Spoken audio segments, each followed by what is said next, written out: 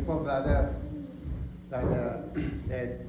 I'm sorry for being late because I got stuck on downtown Detroit. Every corner is closed, so I'm sorry. Okay. Yeah. I'm so thankful we are here, and I praise God for all the blessings that He given us today and every day. And okay, let's pray. Lord, thank you very much for this morning. Thank you so much for your goodness. Thank you for bringing us here together so we can worship you and we can get everything that we have today. And may your Spirit be with us as we deliver your message today. Guide us, Lord. In Jesus' name we pray, amen. Topic po natin ngayon ay the rich fool. Rich fool. Isang mayaman na fool. What do you mean by fool? Hangal. Walang alam. Uba. Nasa isipan niya ay pag-aano.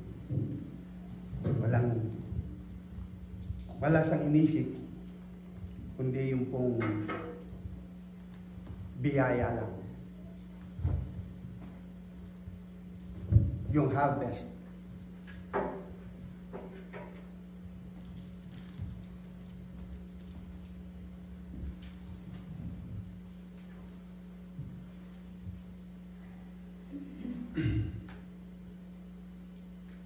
Luke 12. The parable of the rich fool. 16. Luke 12:16 to 21. And he told them this parable. The ground of a certain rich man produced a good crop. He thought to himself, what shall I do? I have no place to store my crops. Then he said, this is what I will do. I will tear down my barns and build bigger ones, and there I will store all my grain and my goods. And I'll say to myself, you have plenty of good things laid up for many years. Take life easy, eat, drink, and be merry. Magsaya ka. But God said to him, you fool, mangmang, this very night your life will be demanded from you. Who will get what you have prepared for yourself? Take it easy. Magsaya ka. Eat, drink, and be merry. Because you have a lot of grain and crops. So be merry.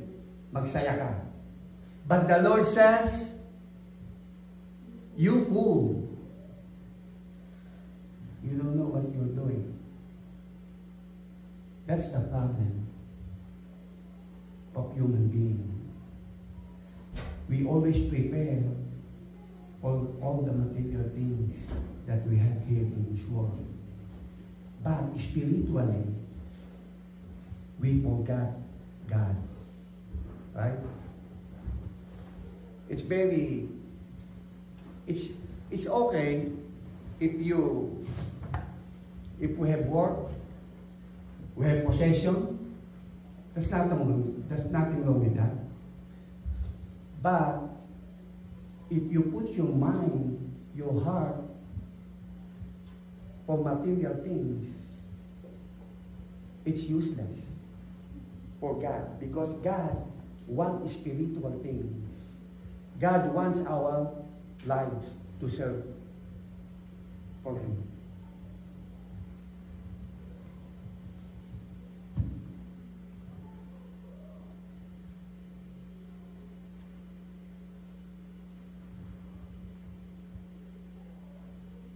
We get greedy.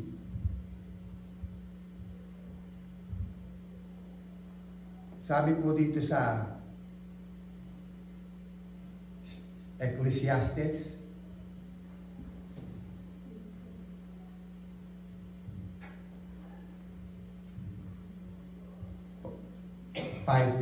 whoever loves money never satisfied with money. Jesus said, be careful and guard against all kinds of greed. That's the problem. Be careful. He said on Luke 12:15. Jesus said, be careful and guard against all kinds of greed. Kasakiman. So, in Philippines, or here in America or Canada, we are, if you are a politician running for politics,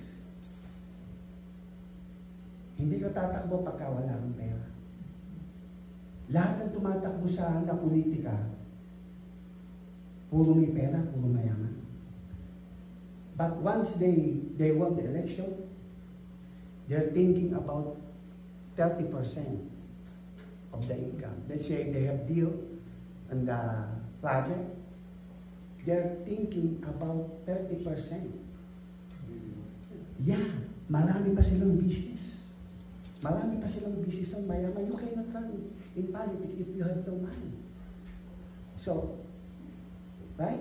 Mayayaman ng mga congressman, mga politika. Pero, why? The Bible says, be careful and guard against all kinds of greed. The more you get money, the more you get greedy. Right? The more you get money, the more you get greedy. That's why the Bible says on Luke 12:15, be careful, guard against all kinds of greed. People do not get life from the money things they own.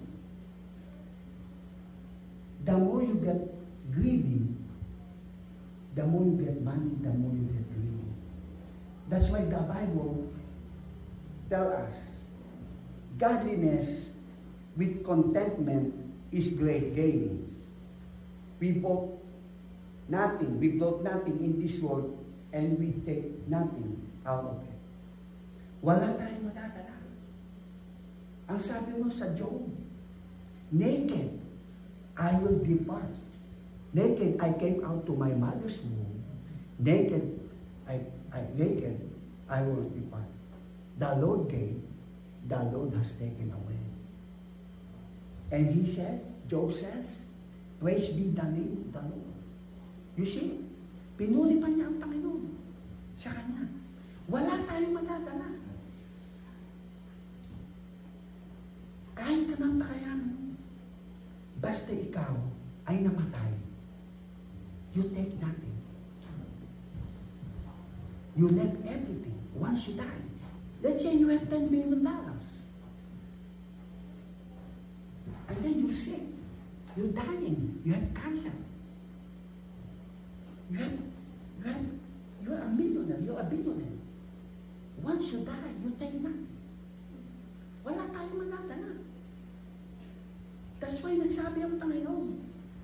Ang sabi ng Biblia, the sleep of a laboring man is sweet, but the abundance of a rich man, even he eat little amounts, but the abundance of a rich man permit him no sleep. Hindi ka payayamanin hindi ka pasasayahin ng kayamanan. Because if you are a billionaire, if you are a millionaire, you have a lot of things to pay. You have a lot of things to watch. Let's say you have car insurance. You have laborer. Let's say you have 10,000 laborer because you're a billionaire. You have a lot of money. You have many banks. You have a lot of insurance to pay. Insurance for health. Insurance for your worker. Insurance for your housing, for the building that you own. Let's say si Rockefeller. He owned a plaza in Manhattan. The Rockefeller Plaza. It's $1 billion. He has a lot of property. He has a lot of property. he was so rich that he was the richest man in the world during his time, 1930s, 1940s. He owned an oil company. He owned banks in Chicago. He owned a steel company. And many others.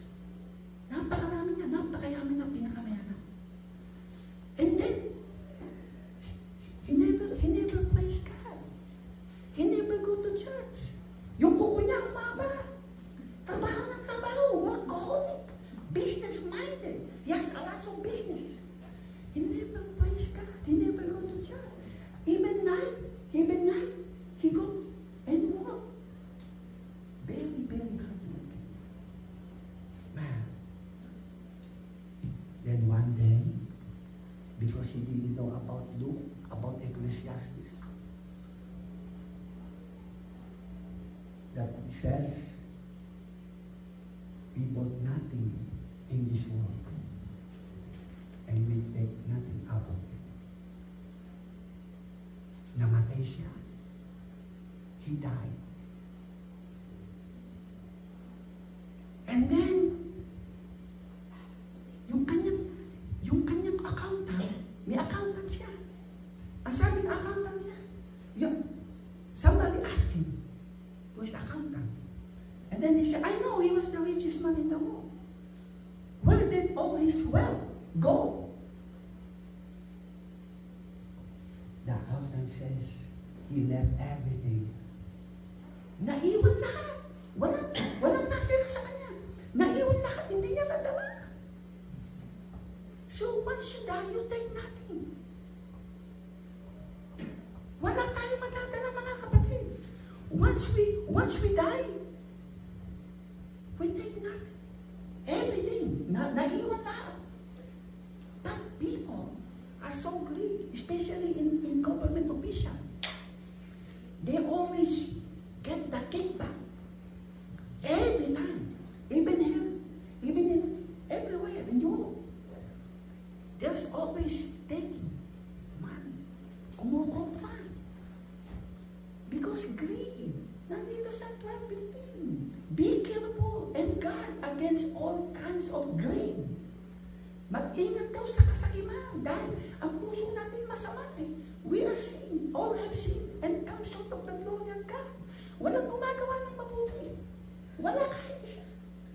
That's why our mind is greed. Unless you go to church, you believe in God, you accept Jesus Christ as Lord and Savior. Pero kung wala ng Diyos, that's why we're not supposed to go in politics because the temptation is very, very, napakalakas. Kaya napakabatan natin, mga kapatid. Only few people will go to heaven. Only few people, 8 billion population in this planet. Konti lang maligtas. Yeah. Take still in the sun and the sea will be done. Take still in the sun and the sea will go to hell. Napakadalang ng maliligtas. That's why we are so blessed. Because ngayon puro pera ang tao. Puro pera. Pag nasa government ka, US help ang Filipinos. They give a lot of money for the US base. They send money. Australia, Japan, India, they give money to the Philippines. That's why Marcos, Bongbong Marcos has a lot of money. He has 250 billion pesos. More than 250 billion pesos. Because we have a lot of projects. America, Japan are helping us so we can get ahead. Because we're third world country. But the problem is when we give our money to the constructor, to the senator, congressman, they get 40%. 30% is not enough.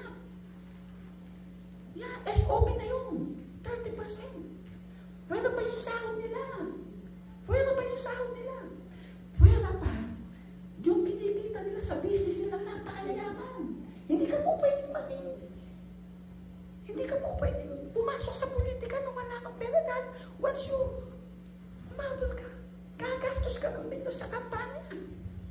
Milyon. 30 million to 50 million. And then when they won the election, they get greed. They get greed.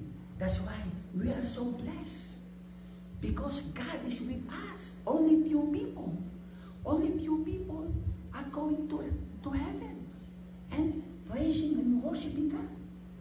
Kaya napakapalad mo natin mga kapatid. Ang sabi po sa Hebrew 9:27, it is appointed unto man once to die. After that, face judgment. Itinakda sa tao ang mamatay ng isa, at pagkatapos nito ay ang paghuhukom. Huhukuman tayo lahat ng Diyos. Kaya napakapalad po natin mga kapatid dahil meron tayong pagkabuhay ng maguli. The parable of the rich fool. It's not just about possession. It's not just about wealth, abundance. No. It's about salvation. It's about Jesus Christ dying on the cross. It's about hell. It's about heaven. Either one. So once you believe in God, you accept Jesus Christ as Lord and Savior, you will have eternal life. But if you don't accept Jesus Christ, automatically you go to hell. That's why ang Panginoon, Jesus Christ, died on the cross. He gave His Son, named Jesus Christ, so that everyone believe in Him may not die. From hell to heaven. Because of God's love. He promised us eternal life. 1 John 2:15 to 25. The promise of God is eternal life through Jesus. He gave us eternal life. See, we're so blessed. Take still in the sun and the sea. We'll go to hell. Take still in the sun and the sea. We'll be doomed. Parurusahan ng Diyos, whether we like it or not. That's why we are so blessed, because we praise God. It's not easy to come to church. No, it's not easy. It's very, very hard to go to church because people are so busy. Working 5 days a week. Sometimes 6 days a week. And sometimes, worker go to Sunday work. Napakahirap pumatay sa church. That's why we are so blessed. We are so chosen. Chosen is kakapatak lang. Chosen is, oh my gosh. My God. We are so blessed. We should be thankful to God. We should praise God every Sunday, every day, every time to go to washroom, every day to go to church, every day to go to Tim Horton, and then coffee time. Give thanks to God. I'm saved. You gave me eternal life.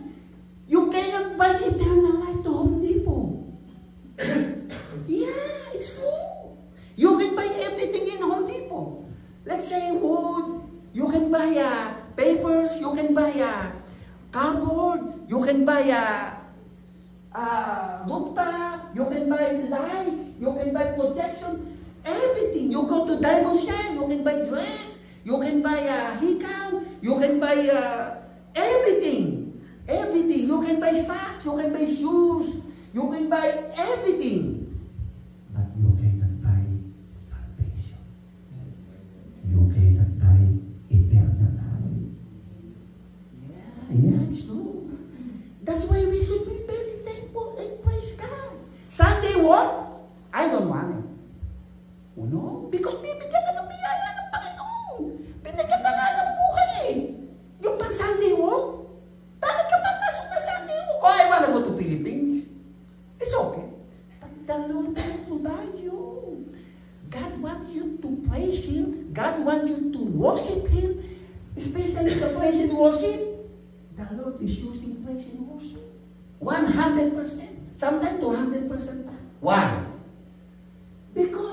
once you sing, and people hear the beautiful and wonderful songs from God, like King David, the master, the choir master, the worships, praise and worship master, King David. Oh my God. He danced during his time. Pag mayroong praise and worship at maganda yung kanta mo para sa Panginoon, punong-puno yung espiritu mo. Mayroon kang joyfulness. Not only happiness, joyfulness. We need joy. Nabibless ang mga kumakanta. Napakagaling naman ang kantahan. Napakagaling. Kumakanta ang Panginoon sa praise and worship. You know, when I hear the singing, Christian singing, let's say Ocean, let's say Amazing Grace, let's say To God Be the Glory. Oh my God! Hindi ko na kailangan makinig ang message ng Panginoon, ng pastor. But we have to listen to the message of the pastor. It's fine. But for me, kahit ako nasa trabaho, nakapakinig ako ng salita ng kanta. Amazing Grace. Oh my gosh. Amazing Grace. Napakasarap. Pag narinig ko yung praise and worship, pumunta kami nung last week, mayroong praise and worship doon sa Miles. We have a conference. The Lord bless us. The Lord bless us. Because the praise and the worship is so good. Was so good. Yeah. Ginagamit ng Panginoon ang praise and worship. Sa praise and worship lang, napakasarap na yun. Kaya napakabuti ng Panginoon. Dinala tayo rito para magpuni. Konti lang ang nagpupuni sa Diyos. Huwag natin tularan itong rich fool. Mangmang, hindi niya alam ang kanyang ginagawa. Marami akong inani. Kumain ako, kakain ako, magpapasarap ako, iinom ako, matuwa ka, be merry. Be merry. Dahil marami kang inani eh. You have a lot of crop, grain, and other goods. I will tear down my barn and build bigger one. But God says, don't fool. Your life will be demanded tonight.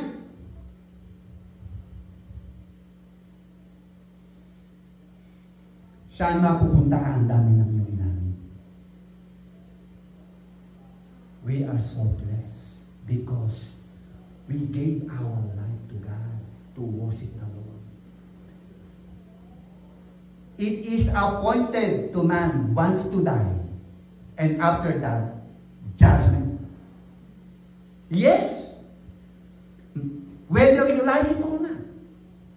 Maniwala ka man sa hindi. Once, the worst enemy of man is death. Nobody wants to die. Nobody wants death. But whether you like it or not, we will die. I don't know when. But the gift of God is eternal life. Dito tayo magtatapos. The automation, Chrysler, Toyota, Ford, GM, they made a car that had a spare tire. Right? They made a car that had a spare tire. So just in case, when you go long driving, you go to Manitoba, or you go to Saskatchewan, or Alberta, or you go to Chicago, just in case you got a flat tire in the middle of nowhere, so you have a spare tire, right? But the problem was, we don't have a spare light. Napakatalino ng Henry Ford. Napakatalino ng Mercedes-Benz ng Germany. Napakatalino ng GM. Napaka-smart. Very smart. They made a spare tire. So just in case you got a flat tire, you just get the spare tire and put it on the flat tire. Change it, right? But as we don't have spare light,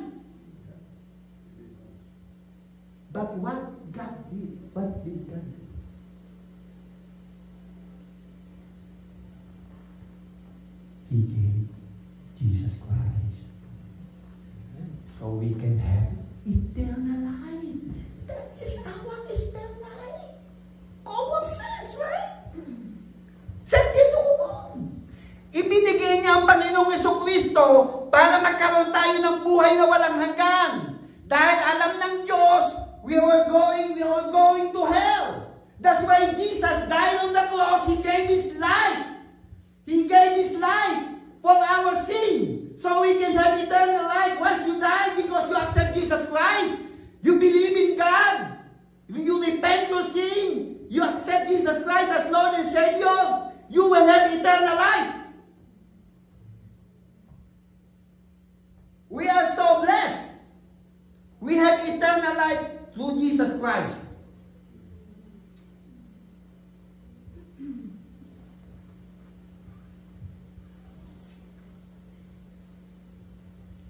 Let's close. And close your eyes.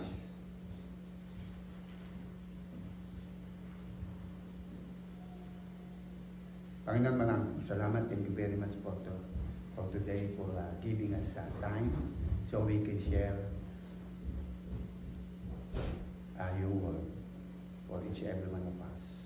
Thank you for guiding us, Lord. We are so grateful. We are so thankful because we receive eternal life because of you.